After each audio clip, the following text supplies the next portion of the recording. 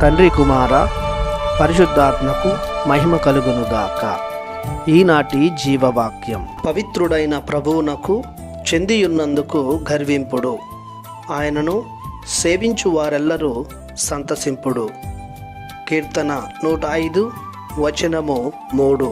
సర్వ పవిత్రతకు ఊట అయిన ప్రభుని దేవుని బిడ్డలారా, సహోదరి సహోదరులారా, తండ్రియగు దేవుని నుండి యేసుక్రీస్తు ప్రభు నుండి మీకు శుభములు కలుగునుగాక.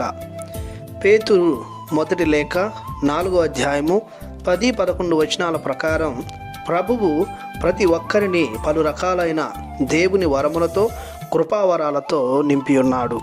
కావున వారిని దేవుని గణపరచుటకు మరియు ఇతరుల మేలునకై ఉపయోగింపవలెను. సేవించడం అనగా దేవునిని ఆరాధించడం మరియు దేవుడు చేసిన మేలులకు కృతజ్ఞతలు చెల్లించడం.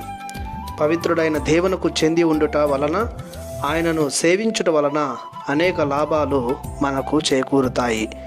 సేవ చేయడం వలన మన చూపులు, మన ఆలోచనలు దేవుని మీద కేంద్రీకృతం చేస్తుంటాం. తద్వారా దేవుని వలె మారుటకు ఆస్కారం కలుగుతుంది. సేవ చేయడం ద్వారా తోటి సోదరి సోదరులతో మనకు సత్సాంగత్యము ఏర్పడుతుంది. మన విశ్వాసాన్ని, మన ప్రేమను పెంపొందిస్తుంది. దేవుని సేవలో దైవానుభూతిని పొందుకుంటాం. సేవ చేయడం ద్వారా మనలో ఉన్న అహంభావం, స్వార్థం, అసూయ, ద్వేషం వంటి దుర్గుణాలు మనలో లోపిస్తాయి. జీవితంలో సంతృప్తి, సంతోషం, శాంతి, సమాధానం మిగులుతుంది. పవిత్రుడైన దేవుని పవిత్రత మనకు సంతరిస్తుంది.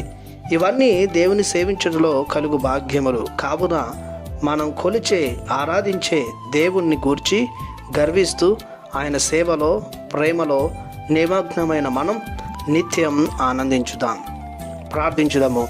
మహాకృపతో నిండిన మా ప్రభువ, మీ అమూల్యమైన ప్రేమకు గాను మీకు వందనాలు చెల్లిస్తున్నాము. సత్యవంతుడవైన దేవుడవైన మీకు చెందినందుకు మేము గర్విస్తున్నాము. సదా మేము ఆరాధిస్తున్నాము.